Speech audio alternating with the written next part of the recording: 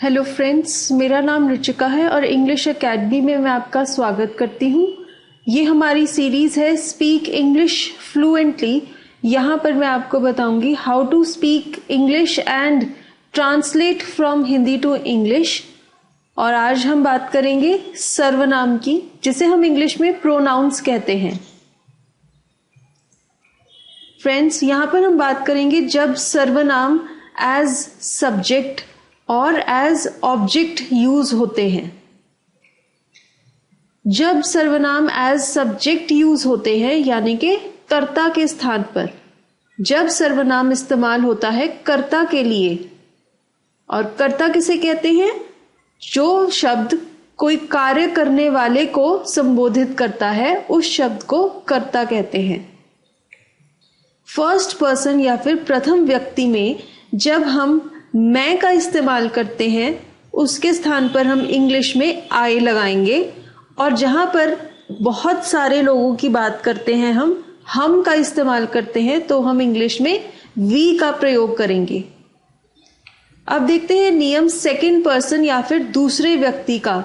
जब आप तू, तुम या फिर आप का इस्तेमाल करते हैं, इनके स्थान पर इंग्लिश में यू का इस्तेमाल किया जाएगा। जब आप थर्ड पर्सन तीसरे व्यक्ति को संबोधित करते हैं कर्ता के रूप में तो आप इस्तेमाल करते हैं वह या फिर वे। जब वो एक होता है तो आप वह का इस्तेमाल करते हैं। हिंदी में स्त्रीलिंग और पुल्लिंग के लिए कोई अलग शब्द नहीं है, पर इंग्लिश में जब आप किसी पुरुष या फिर मेल की बात करेंगे तो आप ही का इस्तेमाल करेंगे। और जब आप किसी फीमेल स्त्री की बात करेंगे तो आप शी का इस्तेमाल करेंगे। और जब आप किसी निर्जीव वस्तु या किसी जानवर की बात करेंगे तो आप इंग्लिश में इट का इस्तेमाल करेंगे।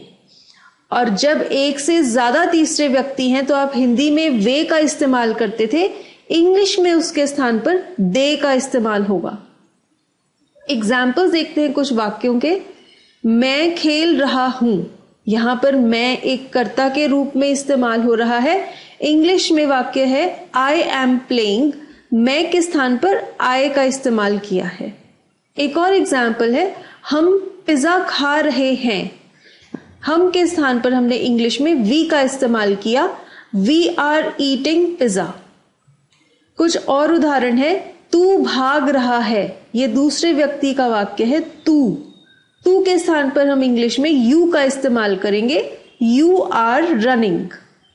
वह पढ़ रहा है, ये वाक्य तीसरे व्यक्ति का है। और जब हम कह रहे हैं रहा है, रहा का इस्तेमाल करने से पता लग रहा है कि ये एक पुरुष के बारे में बात की जा रही है, तो हम इंग्लिश में वह के स्थान पर ही का इस्तेमाल करेंगे। मैंने आपको बताया था कि तीसरे व्यक्ति के बारे में जब बात करेंगे तो लिंग यानी कि पुरुष और स्त्री के लिए अलग अलग शब्द इस्तेमाल किए जाएंगे। यहां पर जैसे कि पता लग रहा है कि पुरुष की बात की जा रही है तो हमने ही का इस्तेमाल किया है, ही इज स्टडिंग।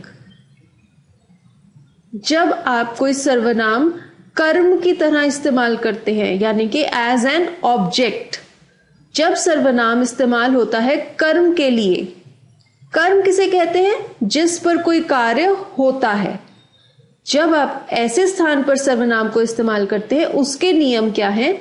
जब आप फर्स्ट पर्सन यानी कि प्रथम व्यक्ति के लिए कोई सर्वनाम इस्तेमाल करते हैं, हिंदी में जब आप बोलते हैं मुझको या फिर हमको, जब आप एक हैं अपनी ही बात कर रहे हैं तो आप कहते हैं मुझको, तो मुझको के स्थान पर इंग्लिश में मी का इस्तेमाल करेंगे।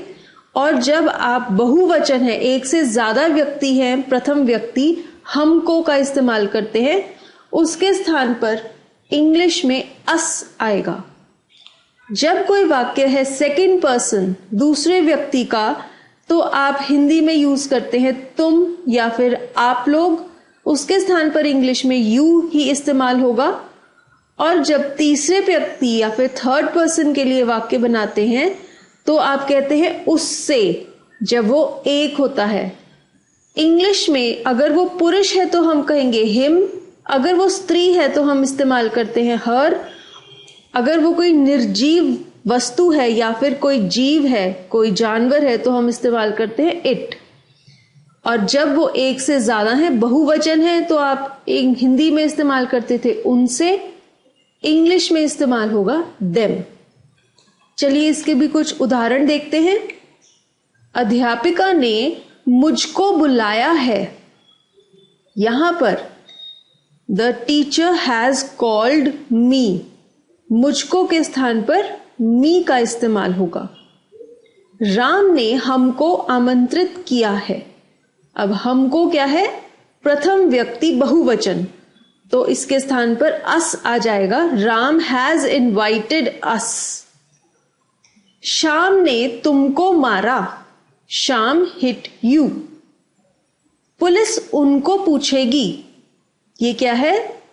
थर्ड पर्सन बहुवचन, प्लूरल, एक से ज्यादा है, तो यहां पे देम आएगा। Police will ask them. अब ये वाक्य हैं आपकी प्रैक्टिस के लिए, अभ्यास के लिए। आप इन्हें इंग्लिश में ट्रांसलेट कीजिए और सोचिए कि सर्वनाम का कौन सा रूप लगेगा, और फिर आगे चल के इनके उत्तर देखिए। मैं 5वीं कक्षा में पढ़ता हूं। बाल दिवस के अवसर पर अध्यापिका ने हमें चॉकलेट दी। पहला वाक्य था मैं 5वीं कक्षा में पढ़ता हूं। यहां पर मैं क्या है? सर्वनाम इस्तेमाल हो रहा है कर्ता के रूप में, तो मैं के स्थान पर आई लगाएंगे। I study in class 5। दूसरे वाक्य में बाल दिवस के अवसर पर अध्यापिका ने हमें चॉकलेट दी। इस वाक्य में सर्वनाम है हमें, ये इस्तेमाल हो रहा है कर्म के रूप में, और ये है प्रथम व्यक्ति बहुवचन, तो हमें के स्थान पे अस का प्रयोग करेंगे। वाक्य बन जाएगा on the occasion of teachers day the teacher gave us chocolates. कुछ और उदाहरण है आपकी प्रैक्टिस के लिए। वे बाग में खेल रहे हैं। चोर ने उनको मार दिया।